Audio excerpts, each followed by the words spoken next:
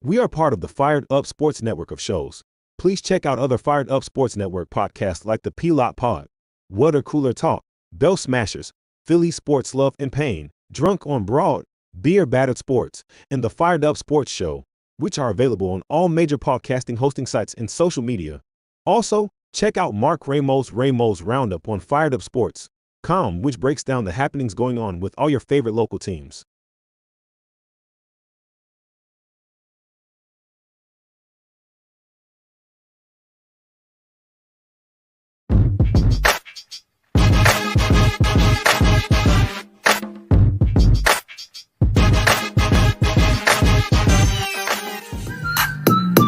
Philadelphia Eagles are Super Bowl champions.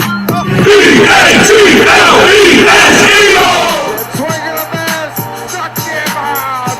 The Philadelphia Phillies are 2008 World Champions of Baseball. Ladies and gentlemen, the Flyers are going to win the Stanley Cup.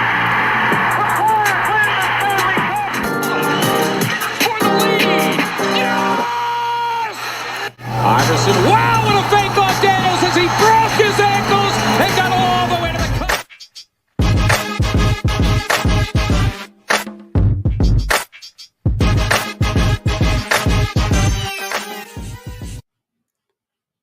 What up? What is going on? Sorry, I had to unmute my microphone. You gave me access. Thanks, Don. Oh, there we go. Listen, this is all a new learning curve. We're on EV Mooks, our new streaming platform, but we're live and direct talking all things birds. But it's been a minute, gentlemen, since we've had a chance to talk. They have not lost since the bye. Beautiful thing. We've got a lot of good stuff to talk about. So, I mean, we got Saquon Barkley hurdling people backwards. It was awesome. We got your boy, Rich. We got your boy Slim Reaper in the back of the end zone making insane catches. This is a ridiculous catch. You got them blowing out the Cowboys at home. Boys, fuck them. It's been really, really good to watch since post break. It's almost like those first 4 games before the bye were like a bye, like that was their real preseason. Got all the hiccups out of the way, and now they really look like they're rolling. Agreed. Joe, what do you think? Yeah, I mean, who would have thought? I mean, after the first 4 games where, fired a coach and Jalen's no good and the defense Still want to fire him.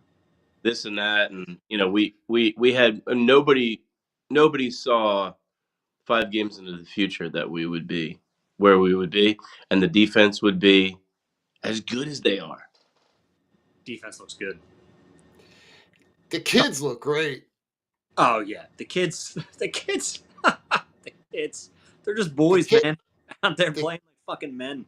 Oh, it's awesome. I mean, Quinyon Mitchell looks like every ounce of the play that you saw from young, outstanding DBs. Like, I mean, reminds me a lot of like prime, like Revis Island. Looks like it's when you look at the stats of the guys that he's going up against, man, it's breathtaking. If I'm being honest, he really just takes your best guy and just locks the shit out of him. We were talking a little bit pre-show. Some of the nicknames that are coming out are pretty special. The 2 that we were talking about in particular, Quintanamo Bay and San Quinion. San Quinion. Penitentiary for the wideout. I mean, like when you look at and I'm looking at a stat from Brendan Deeg, his last 5 games in coverage combined, 19 targets, 9 catches, 87 yards, 0 touchdowns, and a 60 passer rating in 5 games. That's incredible. I mean, I mean, and listen, you talk about the conversation with him around the draft was between him and Terrion Arnold, right? And you look at him in Detroit now, and he's not the player that Quinion Mitchell is. Not even close. No. And even Kool-Aid, I think he was brought up too, right? Yeah. Oh Yeah, yeah. he was brought up too as, could have been the first off the board, but it really looks like Quinion was that dude all along. And thank God he fell to us. I mean, I think that was like just a gift, like given to us. It's like, all right, take this gift. Just as like Jalen Carter fell to us. And then Yeah. Cooper falling to us. It's just like, yo, bro. And he was like, I think, or is like the second highest rated cornerback in the league right now. Cooper DeJean is. Deshaun, yeah. I think I mean, all that stat, or maybe it was just last week, but like those dudes are playing out of their mind. Him in the slot is just ridiculous. He's so athletic. He's so quick. His change of direction, like seeing him blitz, it's Malcolm Jenkins esque of what he is doing. He brings another added element to this defense that they've been missing, and it makes CJGJ's job so much easier. I mean, you look at the tackling in particular, right? The tackling is something that has jumped off the page for me when you look at the way that Nakobe Dean and Zach Bond are playing. When you look at the way that Cooper DeJean plays, Pay him. yeah, pay that man. You've spent the last 3 years trying to replace TJ Edwards. Pay him. Jesus Like Christ. like every week that you don't pay him, that price tag goes up because he is out there. You're talking about another guy who's he's got the defensive player of the week in the NFC this week. He is just out. And the craziest thing is like, how did they see that? What projection did they see? Yeah. Because he wasn't playing inside. He was playing like off ball, off the end at the Saints and not playing a ton of snaps. But to be able to see that and then project that into that middle of the defense, and he really is like one step downhill and making tackles, forcing fumbles, fumble recoveries. Who does he remind you of? Eagles wise, Yeah.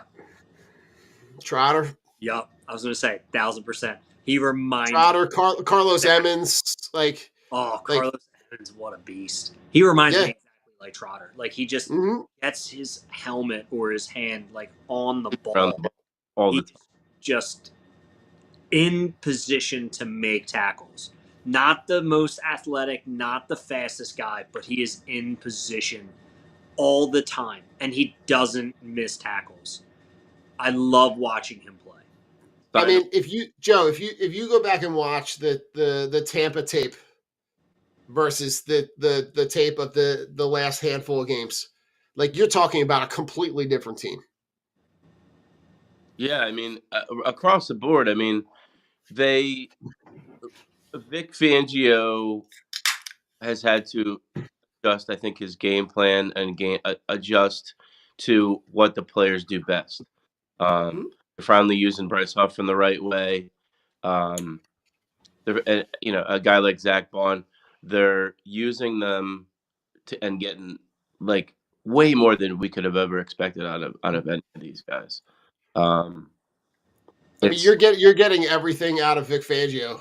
Yeah, That yeah, this is the professional defensive coordinator who is just going to take all your weapons. Took a little bit to kind of mold and figure out who went where, but I mean, Joe, since the bye week, number one in total defense, number one in least points allowed, number one in pass defense, number two in rush defense, number two in sacks, most forced turnovers in the last 3 games. yeah. Like they've started to figure out, and I think Rich, to go back to something you were talking about, no, it's not a wonder that inserting Cooper DeJean and taking Avonte Maddox out, that addition by the addition by addition, and then the addition by subtraction, has had a huge effect on this defense. Yeah, I mean, if you look, Bryce Huff looked good last week. Oh yeah, came in off the edge with the strip sack, like phenomenal. Like, where was this in the beginning? It just looked like things in the beginning were not gelling. And I think insert playmakers, insert guys who aren't washed in our secondary. And you see the faith that they have in these corners to be able to cover. And it makes the defensive line's job that much easier when you're being able to, okay, we don't really have to contend with the pass. Like, that's fine. Everything's good on that end. Let's focus on stopping the rush. Let's focus on getting home. And the defense looks a million times better. Like, the defense is just gelling right now. I don't know what it was in that locker room. Maybe it was Devin White.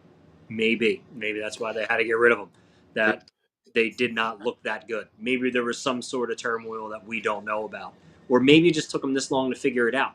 But when you are top 5 in all defensive categories and you're winning the turnover battles, which an astounding fact, the Eagles are, for the past 23 games, they're 23-0 when they win the turnover battle under Nick Sirianni. They're 23-1 all time, but they won 23 games, 23 game win streak when they win the turnover battle. And important. That's what we need to see from this defense. It's something that was missing last year. The turnovers. We weren't getting interceptions because we weren't getting a lot of pressure. We weren't getting home. Our linebackers were absolutely dog shit. But Nakobe Dean still misses tackles, but he's getting better. He's playing better. He's having confidence. Bond brings an element that we haven't seen since TJ Edwards and then 10 years prior to that. Right. And then our safeties are playing out of their minds as well with the young corners. What more could you ask for? Like, I think it's hard. I think it's really hard to argue with the way that anybody's playing right now, right? You look at and I think it's about figuring out how to utilize the weapons that you have, right? You saw like the young kid Jalix Hunt, right? He gets 25 snaps in this game. Now, a lot of that is in garbage time. It's in a lot of it is in the second half, but Bryce Huff, they figure out how do we utilize Bryce Huff the best way, even if we are paying him way more than he really should be getting paid. But he has 10 snaps. In the 10 snaps, has 1 sack, 2 pressures, a forced fumble, and he's got a 20% pass rush win rate. You're figuring out, like, he's best when you just let him off the edge. You give him a run and start, and you let him make plays. That strip sack, forced fumble is a prime example of that. Yeah. I mean, you do want more from that, right? Sorry, Joe. True. You do want more from that. But at the same time, I think what's really leveling this up is when the Eagles are scoring in the first quarter, you are putting the pressure on the opposing team to pass, which plays right into our hands. Because good luck trying to pass against us. Sorry, go ahead, Joe. No, yeah, you're good. I mean, and I think Vic Fangio predominantly throughout his career as the coordinator wherever he's been, for years, he's not very aggressive. That's not his MO, but he's learned to adjust, and I think that's playing to our strengths. The blitzing and the press coverage and just having an aggressive style defense has really worked wonders for this team. And putting Bryce Huff, the guy's got to pass rush with his hand on the ground. That's why he was so good and successful with the Jets last year, and he had the 10 sacks. His hand's got to be on the ground, whether he's in a 3-point stance, 4-point stance, whatever it is. He's got to. That's how he's going to be the most effective. And I think Vic has adjusted his game planning specifically with him, so he's able to get to the quarterback. He likes his pass rushers to stand up, but that doesn't bring out prime Bryce Huff. So I think Vic Fangio has, kind of adjusted to his player strengths. I mean, you look at Cooper DeJean. and how when he was matched up with CeeDee Lamb, right? CeeDee Lamb's targeted 5 times. He catches 3 passes for 11 yards. Like you not only got one, but you got two.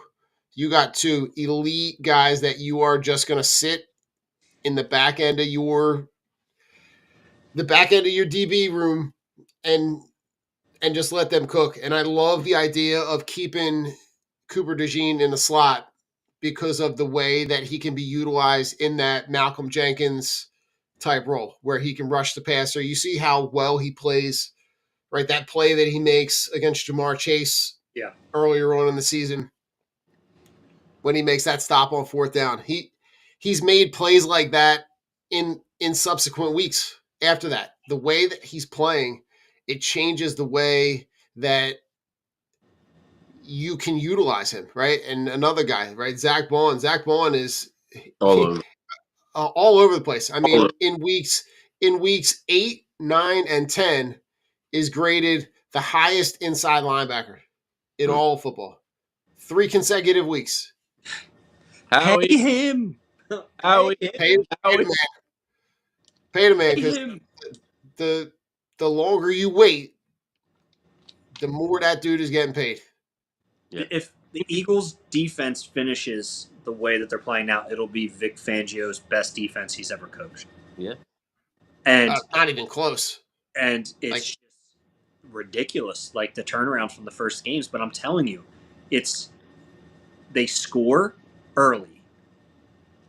You're forcing the teams to pass. It plays right into their hands, and it opens up their defensive playbook because they're not going to be on their heels trying to stop the run, which, regardless, they've been doing anyway. But when it comes down to it, especially when you have to go up against a guy like Jaden Daniels this week, if the Eagles score first, like they've been doing, they're going to win games because their defense isn't going to be on their heels. They're going to be able to sit back. They're going to be able, okay, let Jaden Daniels and his arm beat us. Let's see what he can do. And, I mean, Pittsburgh had a great strategy for it, but the refs were, like, begging to give Washington the game, which I found was, watching that was just egregious.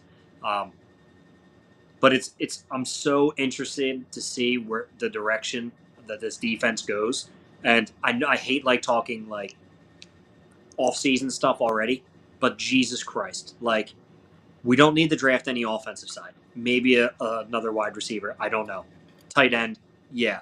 Offensive lineman, we're set. But imagine just loading up on some fucking linebackers, some pass rushers, and a fucking safety. Yep. This defense is insane. Absolutely. I'm gonna tell you the one position that I'm looking at to upgrade, because upgrading this particular position is going to unlock somebody else on that defensive line. If you upgrade the edge rusher, because right now where they're lacking is they're lacking that edge rush consistently, like that pressure off the edge. If you get a guy who can just get pressure off the edge consistently, Jalen Carter is wrecking games now while he's getting double and triple teamed. Yeah. Imagine if you get pressure off the edge and now you can't double team him. That's why I wanted Max Crosby or fucking Myles Garrett. At the trade deadline. If Oakland said we want a 1, I would say I will give you a 1 and I will fly it out to you and hand you here's our first pick. Bring him in. Yeah. You need an elite pass rush on the opposite side of him, and no one, I'm telling you, no one will be able to run or escape that pocket. It will be a nightmare for offenses to go against any elite pass rusher and Jalen Carter. Like, please make it happen. I mean, Jalen Carter is, Joe, talk about it. Jalen Carter is legit destroying games.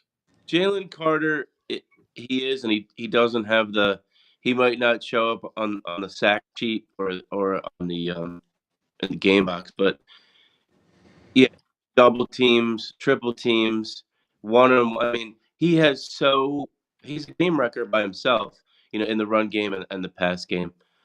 defensively. But he has so many tricks up his sleeve, so many different moves that he can hit you with. So I think that's why he's so successful and how his win rate is so high, because the offensive lineman doesn't. He's so unpredictable. He doesn't know what he's going to do. He can read that offensive lineman, and just throw the kitchen sink at him. He's got power, he's got speed, he's got you know he's got finesse, and he can hit you in so many different ways. And you had a pass rusher, a top pass rusher.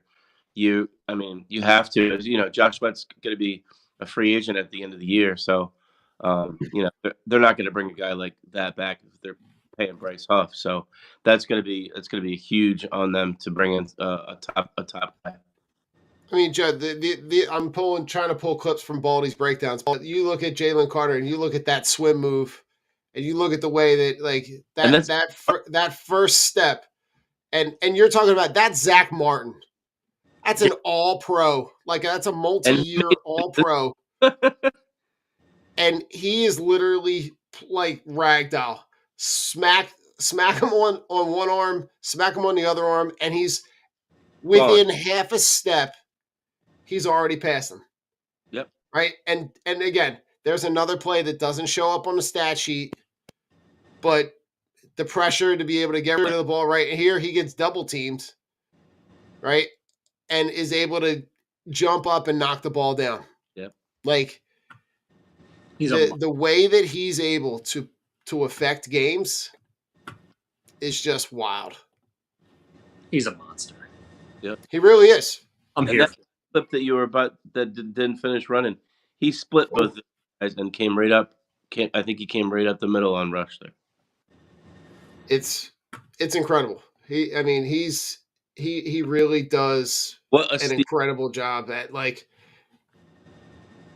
and I'm going to try to pull this other one up. This is another clip. This is something that we referenced a little bit earlier. But when you talk about here's Bryce Huff coming off the edge, right? This is something, Joe, that you talked about. Him being able to look how far he is, right? He's at one hash. The ball is set on the opposite hash. You're giving him a good, 10, 12, 15 feet of get off space to be able to look, and the way that he's able to the ball's on one hash to be able to get to the quarterback. I mean, you're looking at this as an opportunity for him to be able to just wreck the game from where he's best, which is on the edge, speed, one move inside, and right to the quarterback, strip sack, Boom. Right. That's a game changer right there. Those are the game changing plays that you hope that he's able to make. And even if he's got to do it on a smaller scale, right? If that's his role in this defense, that's his role. Then he can take that. I'll take that every day. Fine. Yeah. That if that's how he's got to line up, Vic, and for him to be successful, even though it might be in your scheme, then so be it. I mean, as you saw what he did against Dallas, I mean, all he did was get a strip sack, and I mean that game was out of hand at that point. But that's he thrives lining up like that, and it gives him such a higher percent chance of a win rate there when you line him up out there like that, because then he can throw more moves at you. He's a quick, agile guy. It's what he is. He's smaller. Set him up to be successful. Let him use his burst and his acceleration. He's not going to beat you with the power move. He needs to get that speed advantage. Let him do it. But that's why I like Fangio, because he's playing these guys to their strength. He's not trying to mold them into something that they're not and saying, hey, it's not working. All right, guys got to go. It's like, well, fuck it. It ain't working this way. Well, do what you do best, kid. Right. All right, we can only play it for 10% of the downs or 15%. But, hey, make an impact. It's like, my old baseball coach used to say, you don't play every day, box score. And I'm like, what the fuck are you talking about? He's like, when you go out there, let people know who you are. Get your name in the fucking stats, man. And then that's the way you learn. That's the way you live. That's how people know who you are. Hey, I didn't know he only played 10%, but I remember that fucking huge hit and that strip sack that helped solidify the game. Yeah. That's what you And do. he did that with a cast. He I didn't mean, think he's wearing a cast. I think he has an injured thumb or something. Not to make excuses, but I think he pulled that play off with 4 fingers. Dude, it's the weirdest fucking year for injuries for everybody.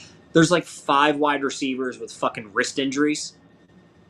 Like, what the fuck? Like, what are you guys doing? Like, what's happening? You got oh God. you got fucking ACLs going out the wazoo, Yeah. hamstrings falling off the bones. Fucking Mike Evans and Dak Prescott, dude. Everybody. Yeah.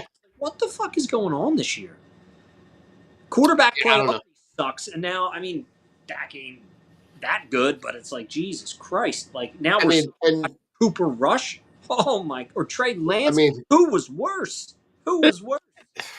this is the state of football, right? It very quickly became a 2-team division because the Cowboys look god awful, and they don't look good for like the foreseeable future. Yeah, No, Like they are going to be bad for a minute. And if I'm Micah Parsons, I'm on the first train out of Dallas because throwing that coach on- ship looks like it's sinking. You can come here. I think he is. I really do. I think he's. He talk he to- is thirsty for Philly. I'm sorry, What kind of money would he get? 30 plus? Fuck it. Joe. I don't care. Pay the man. Yeah. Maybe, Rich. Maybe that's the guy off the edge. Maybe that's the guy that unlocks everybody else. When's his Right? contract? Pay the I guy. love it. I When love is it. his contract up? Talk about a game wrecker. Like that dude fucking does it all. Like Is he under contract, or would he have to trade for him? now, this is his last year.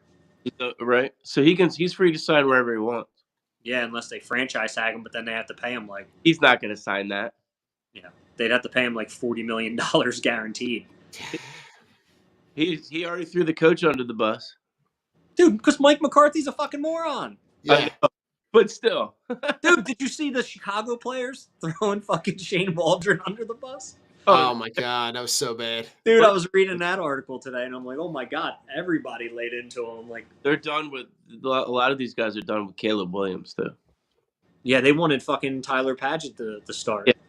Some other league quarterback. I hate to say it, but it's like But it's the play on the field is so inconsistent. It's kind of hard to blame him. he's been They went from Shane Waldron, who was terrible with Seattle. Now I forget, Tom something. He was the play caller last year. The pass game coordinator, right? Yes, but he was also the play caller last year for Carolina in their last 6 games, and Carolina averaged 9 points a game. Wow, that's the guy I want. Oh God, that's so bad. God, but like, I think we saw a real good glimpse at just how bad Dallas is, and when you look, and even just to kind of project the rest of the schedule, right? You've got, without even looking at anybody else, you've got with having New York, Dallas, and Carolina still on the schedule, you've got yourself at least 3 other wins. So even if the other 4, even if you go 2-2, you're still looking at 12 wins, which I think is easily enough to be able to get this division wrapped up. You have to keep pace with Washington, obviously. Yeah. Oh yeah. Because you might not get a wild card out of the NFC East because the NFC North is so good.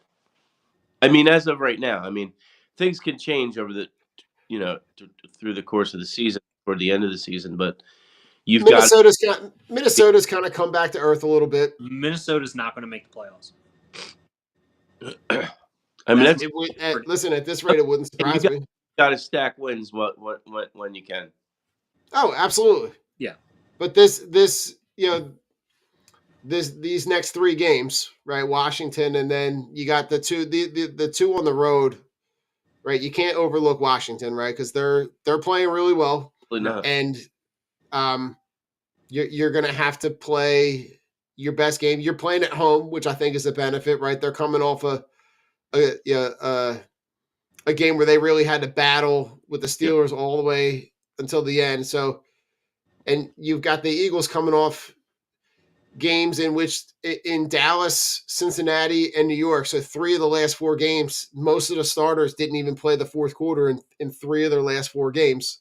So you've gotten the opportunity to That was be able to huge. get guys off their feet, Huge. which I think is going to be a benefit coming into this game with Washington tomorrow. I like I like where this team is going into this game. This team seems to be really dialed in. I've just got the vibes are elite right now. I feel like I'm looking at a team that just feels like they're kind of hitting on all cylinders right at the right spot.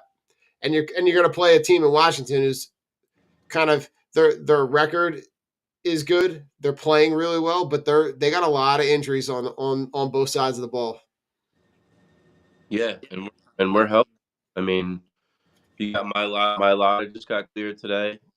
He's starting tomorrow, which is good. I mean, Johnson has done, an amazing job. And I have all the confidence in the world in him. But you have Dante Fowler on the other side coming off the edge for Washington. I'm I'm going my lot. I obviously I'd rather have my lot over there, and it's great that he's back. It's going to help the run. It's going to help the passing game. It's going to help the run game, which is already like killing it. So it's great to have your full arsenal, all your weapons. Everybody's healthy. Hey, maybe we get a Jahan Dotson revenge game tomorrow. Instead of 1 catch, we'll get 2. Yeah, maybe we'll have 2. I mean, listen, 2 catches. Let's go, man. For what it's worth, he's contributing more than he was at the beginning. Yeah. And I think what you're seeing is that in this offense, you don't need him to do more than that. You don't need him to catch more. If he runs the same routes that AJ Brown and Devontae Smith are running when they're not on the field, right? Jalen Hurts is throwing that out route in his sleep at this point. If he catches 2 or 3 of those a game and gets you a couple first downs, I mean, that's essentially doing what you need to do. You see Jalen Hurts out of this bye really distribute the ball, getting the ball to, when Goddard was out, getting the ball to Calcaterra.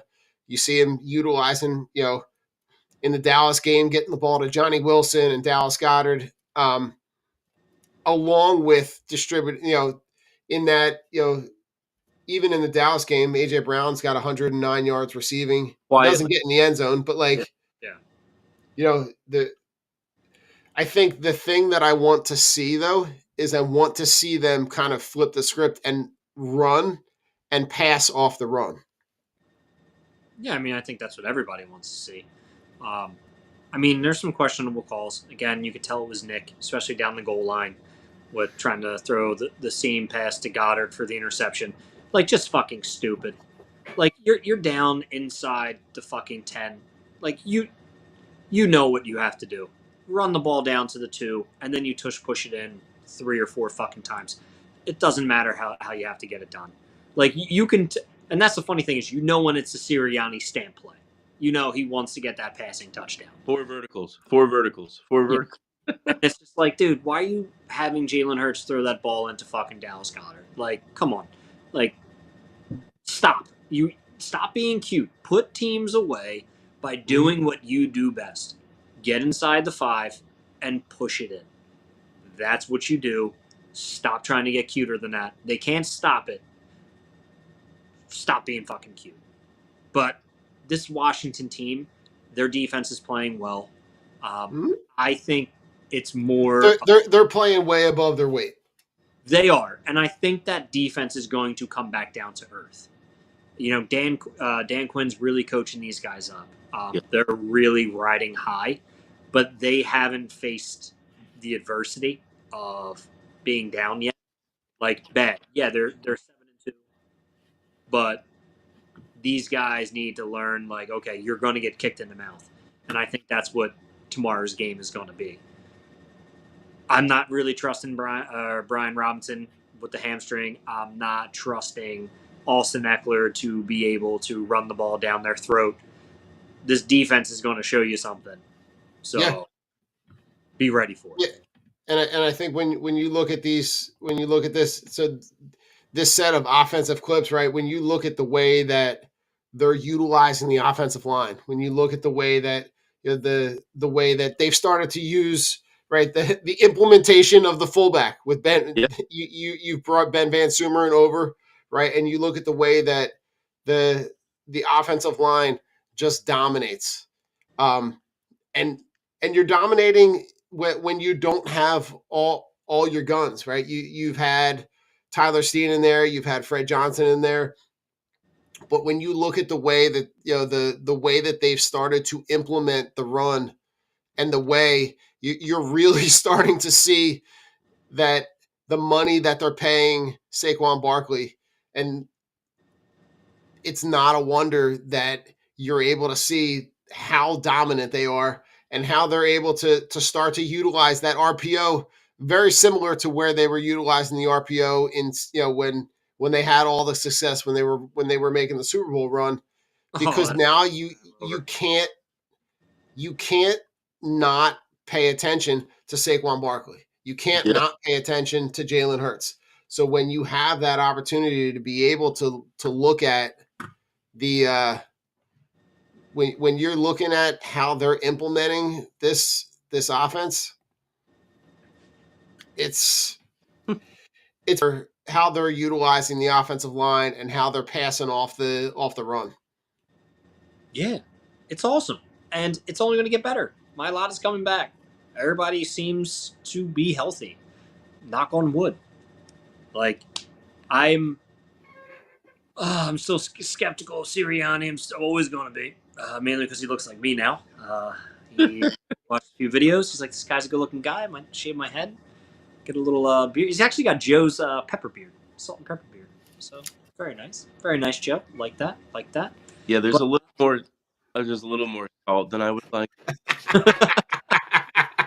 I have high blood pressure. I need to get easy on the salt. it's just Oh God. it feels good because I just the team is gelling and they're scoring a shit ton of points.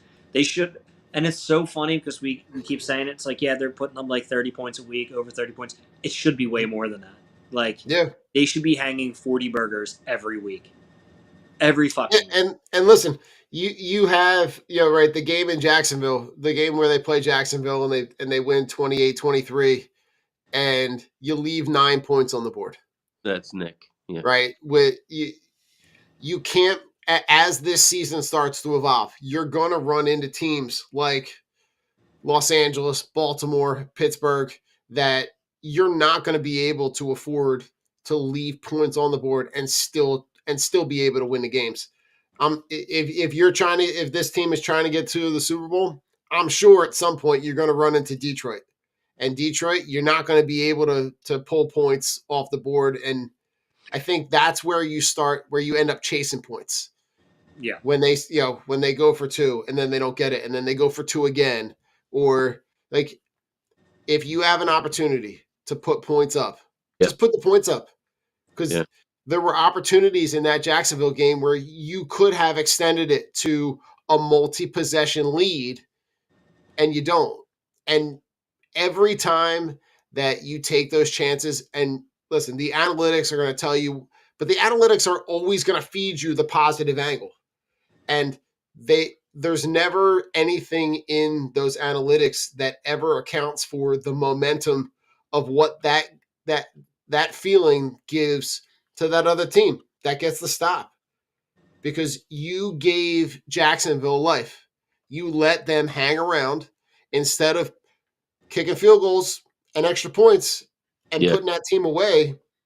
Right, that game looks very different in the third quarter if it's you know what would it have been, like 34 to 7. Yeah. Right, that game looks very, very different. So I don't know, I need you to be smart. I'm not saying, like, I don't need you to be like tight ass and like always take the safe route. Like, I get that there are opportunities where you go for it and it does benefit your team, but I need you to be smart about it too. I need you to Yes.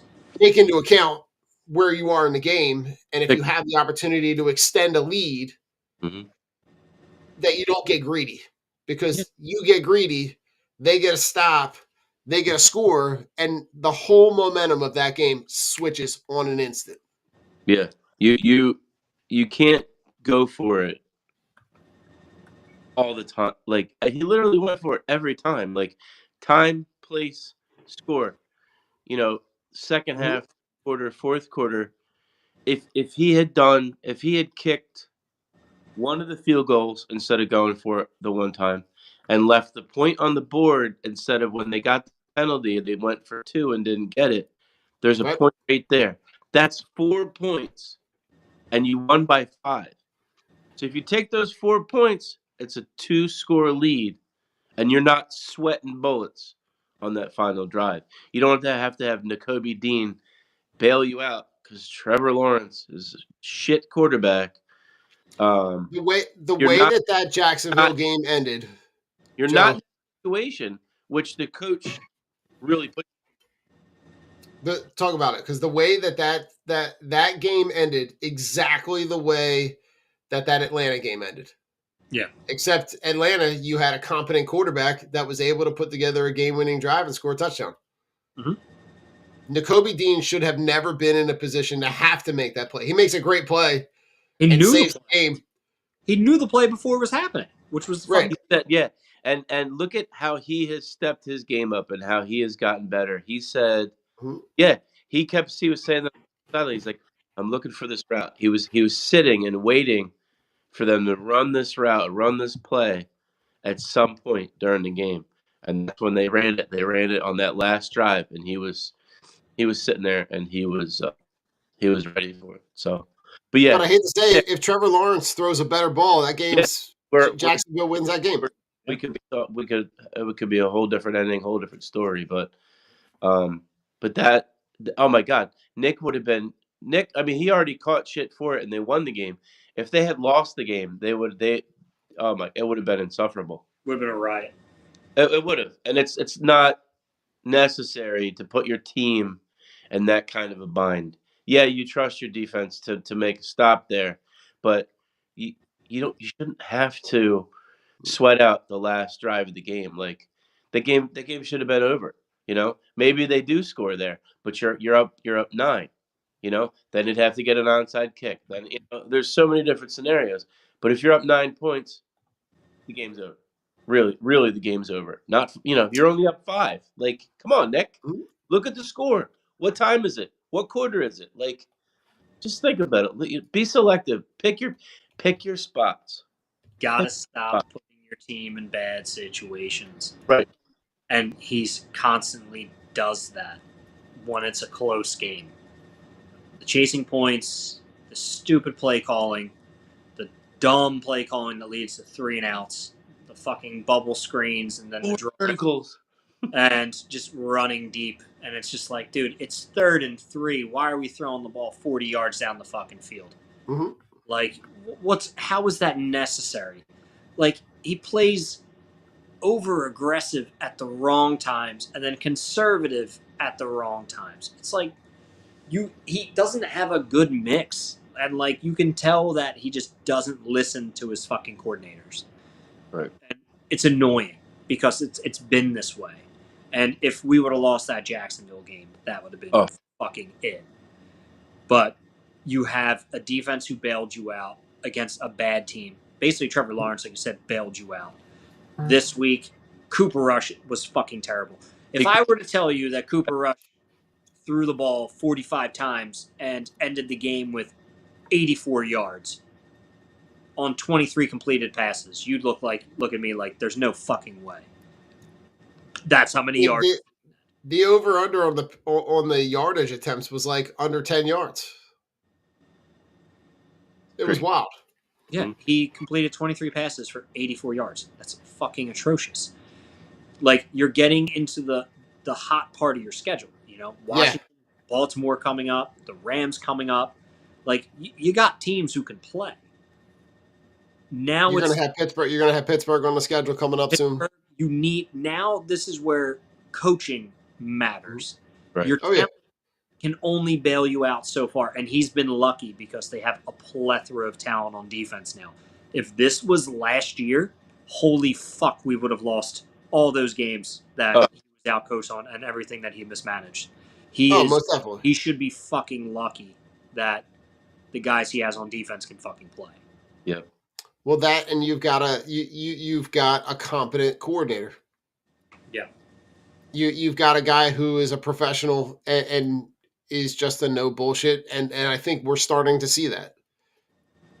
And you can tell he tells Nick to fuck off. Oh, you can tell that he's like, I don't got time for your bullshit. Get the fuck out of here.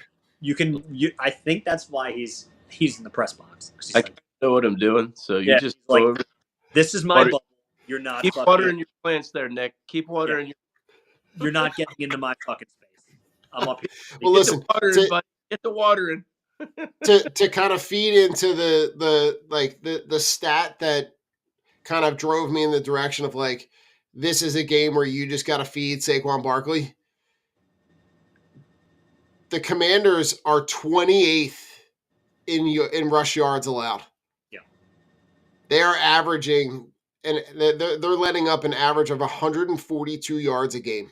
It's going to be like 260 yards because you're going to have to go off, and then you still have Jalen Hurts. So I think this is they'll get theirs. Does that mean we line up 4 or 5 wide all game? Joe, probably. Listen, Joe, here's what I'm going to say. Normally, I would tell you like when you want to zig, you want them to zag, right? In this case, you're good enough that you know that they know that you're going to run, and you can run, and you just need to run, and you just keep running it down their throat, right? Because you look at the way that this offensive line is playing. I mean, Barkley's averaging 6, 7, 8 yards a rush. Like this is a game plan where you just feed him the fucking ball. You get the ball first. You get the ball and you run 8, 9. I need one of those like start the game off, run 8, 9 minutes off the clock. Give them, score a touchdown and give them the ball back with like 4 minutes left in the first quarter. And then you set your defense out. You go 3 and out. You get the ball back, and you just control the clock. And this is a game to me where you feed your best player. And right now, your best player is Saquon Barkley, and your best unit is your offensive line. Oh my God! Could you imagine if you could go back in time and just switch out Miles Sanders for Saquon Barkley? Listen, I think what you're seeing is Saquon Barkley, the travesty of letting him rot in New York for as long as he did, because that organization didn't do anything to surround him with anybody that remotely even gave him a chance. It's got Danny Dimes. Don, watch your mouth. That was the first time he beat Dallas. He's one for 1 with Philly, 0 for 10 with the Giants. Yeah, the Giants suck. You know what the funny thing is, though? You know when Nick's going to choose to run the ball all game? It's going to be against Baltimore. Baltimore, like, teams come out and the only thing they do is throw on them because they stop the run. That's what they do. Nick's going to be like, I got something to prove. Saquon, 40 touches, bud. Jesus Christ, man. I fucking can't. It's going to happen. It is. Listen, you're not wrong. Control the line of scrimmage, win the turnover battle. You're at home. It's night game.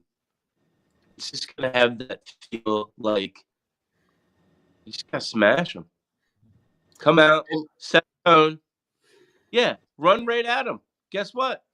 You guys can't stop the run. You can try, but you're not going to be able to. So all of our guys are back, and we got Saquon motherfucking Barkley. Well, that, and I love the matchup of having a vet coordinator like Vic Fangio going up against a rookie quarterback. As good as Jalen Daniels has played, I'm going to take the guy who's been around the block a bunch. Yep. You know Coop's going to be spying him. You know Cooper DeJean. Oh. And he's going to be looking to eat him up. Like, he's going to be looking to eat them up. Because let's be real, outside of Terry McLaurin, your other receiving threat is Zach Ertz. I'm not worried about that. Noah Brown, cool. Not necessarily worried about their other receiving. And Not worried about Olamide Zacchaeus or Luke McCaffrey. Who was on our team last year, is he actually going to catch the ball when it's thrown to him? Shout out to Quez Watkins, wherever the fuck you're at. Is he still on the Steelers practice squad? He probably is. Is he? I know he got cut, but I don't know if they re-signed him or not. Yeah, listen, the only thing that Jalen Daniels has elevated everybody else's play, right? So he's done what you want a quarterback to do, which is make everyone around him better. I just don't think that they have the horses and the talent to be able to keep up with this group of talent, this group of player. Yeah, no, I agree. I think Eagles win 33-27. I don't even like it being that close. I would put it more in the realm of Eagles win by like 10 or 11. If Quinion locks up Terry McLaurin, it's going to be a long day for Jaden Daniels. He's going to have to beat you with his legs. I think we have the talent on defense now to be able to contain that. And I don't see their running game getting going against our front. And I think we just fire on all cylinders. Like I said, I think this is that Washington come back to earth. Like, realize, like, no, this is the Eagles division. You're going to fucking like it this year. Yeah. Once they get Lattimore back, I think it'll be a different Washington team. But I think we take this one, especially because we're at home. So Birds by 6, but I think it's going to be more of a 10, 11-point game. I like it. This to me, like, I'm just gonna sit on this run game. I think this is a Saquon Barkley 200-yard night. I think this is a night where you just feed him. I get this feeling like prime time, playing at home. I think you get a couple of long runs. I think at some point he gets one of those runs that you saw in New Orleans where he's 70 plus yards, throws up the peace sign, and just kind of salts the game away. I like this this to me is it's a game where I think you could see him put up points, but I think this is like a 38-24. I think this is like they put up another 30 spot. I think Washington's got some weapons that they can put up some points, but I think by the time they get around to putting up points, the game's going to be over. And even as I'm looking at their schedule, they got a lot of paper tigers on their schedule, right? Their wins are New York, Cincinnati when Cincinnati was down, Arizona. Arizona's been playing better, but like Cleveland, they lost to Baltimore. They beat Carolina, New York, and Chicago. Yeah, it's nobody. So they're playing well and they're putting up points, but they're putting it up against a lot of trash squads. They're last year's Miami Dolphins. Oh, okay. They're last year's Miami Dolphins. They couldn't beat a team with a winning record. There you go. Beat up on bad teams, but they can't beat teams with a winning record. Yep. Joey, what do you got? The Cardinals now have a winning record. Yes, Cincinnati has a winning record. At the time, they did not. So, what the fuck do you want me to say? Like, you're saying Arizona's going to the Super Bowl is what you're saying. What'd you say? Arizona's going to the Super Bowl. Dude, I wouldn't be surprised. It's going to be Arizona and Cleveland. It's going to be a great game. It's going to be held at the Tampa Bay Rays Stadium in 2026. Guess what? Wait, hold on. Complete side note. Did you see where the Rays might play their regular season games? No, where? In Clearwater. Oh. At the Phillies, either the Phillies or the Yankees. Yeah. They're probably going to play their games. Yeah, because nobody watches. And they're not even sure if they're going to be able to sell out. Oh my God. That's what I'm saying. Nobody fucking watches baseball there anyway. But they're probably going to play because their new stadium is going to open up Yeah. in 2028, and they're like, We're not going to put $55 million to put a roof on a stadium that they're going to end up tearing down in a couple years. Yeah, $56 million in repairs. There you go. Eagles. Joey, what do you got for this week? What do you got for tomorrow night? Eagles 27, Washington 24. Washington scored late.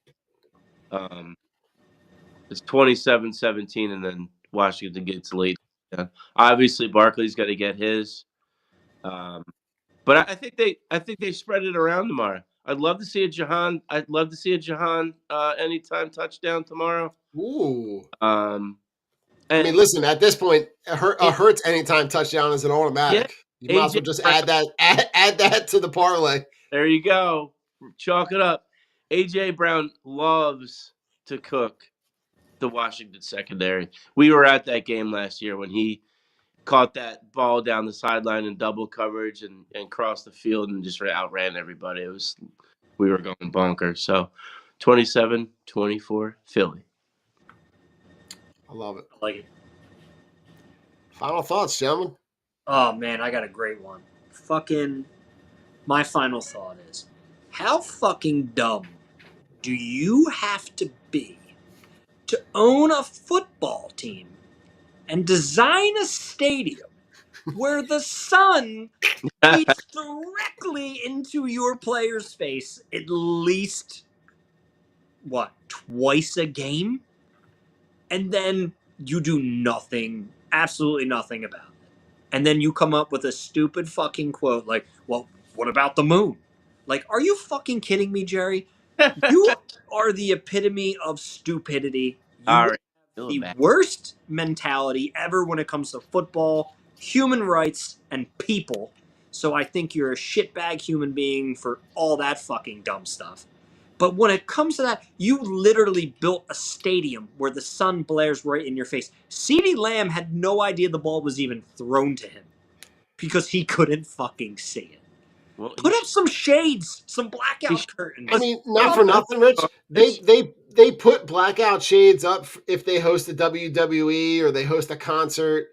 But the irony in all this is that the next day with Mike McCarthy's press conference, yeah, they had to put up shades because they couldn't finish the press conference. Yeah, because they couldn't fucking see.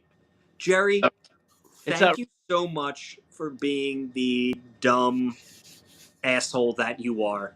Because glory hole. Because everybody benefits from seeing your stupidity. So, thank you. That's my final thoughts. Thanking Jerry Jones for being stupid. Joey, what do you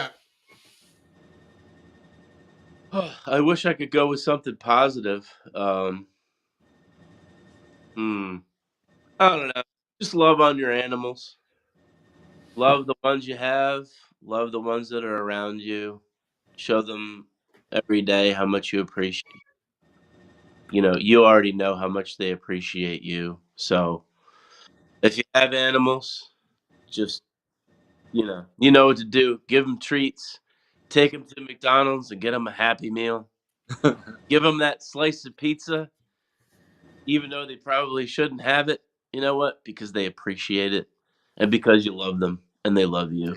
So, just enjoy the time you have. I mean, most dogs are only around for, I don't know, 8 years, 10 years, depending on if you have a new puppy or if you've adopted a dog. You never really know how long you're going to be around. So just, love on them and, appreciate them.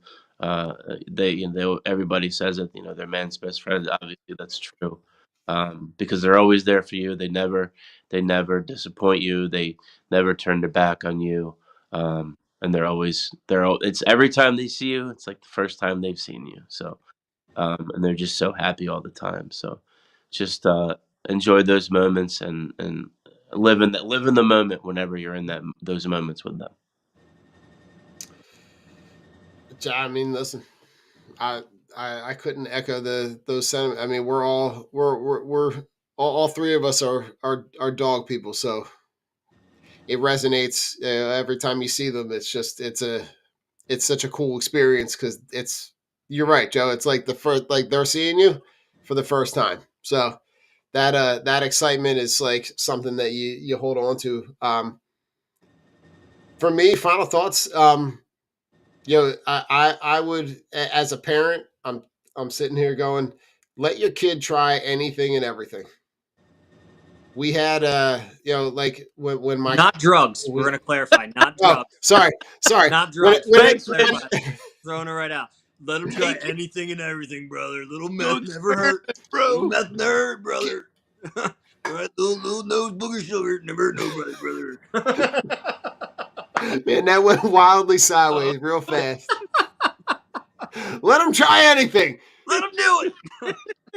Give it to him. Give it to him young. Let him do it. Oh God.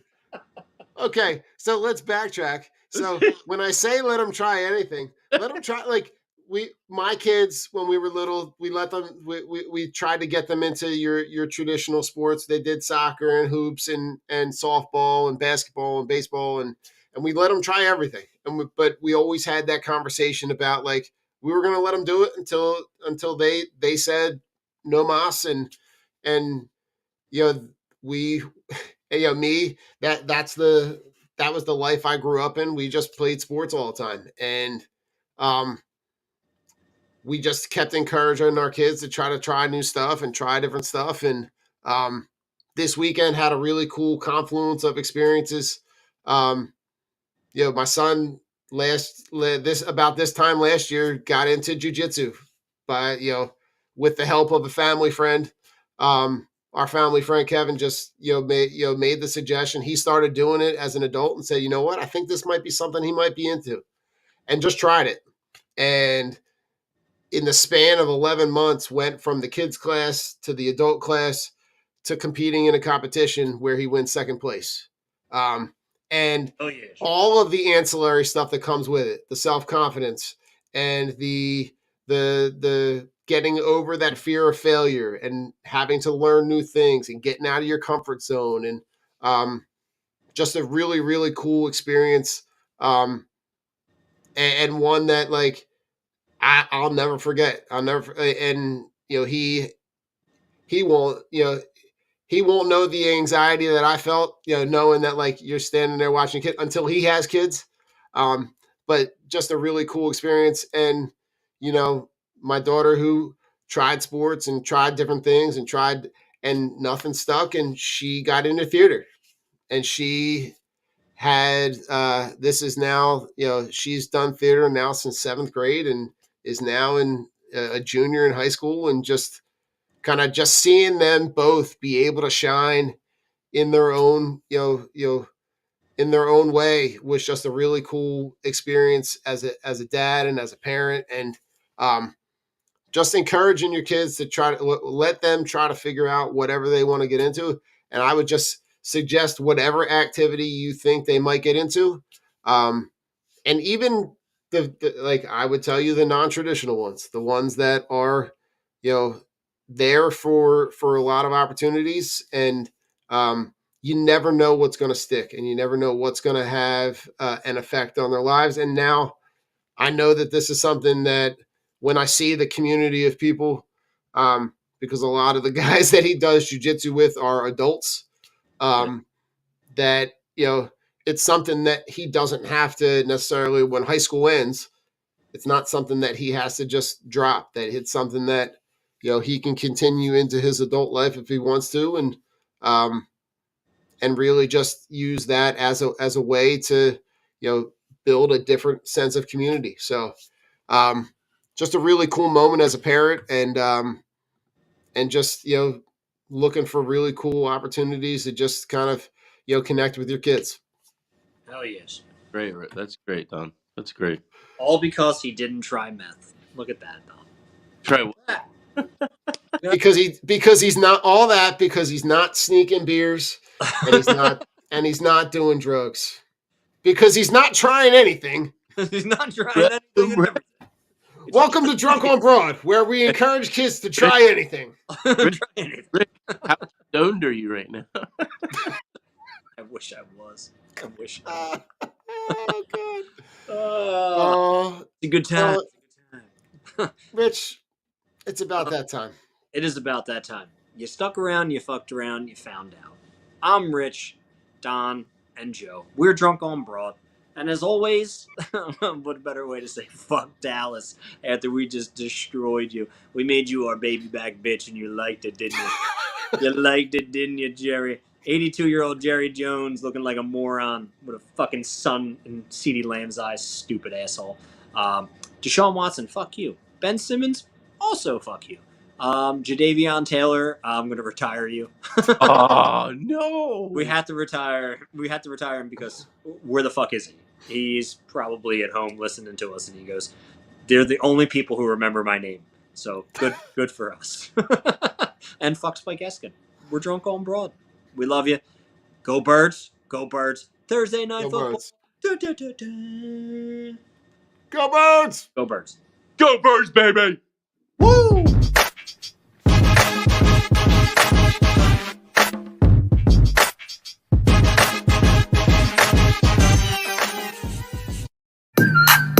The Philadelphia Eagles are Super Bowl champions.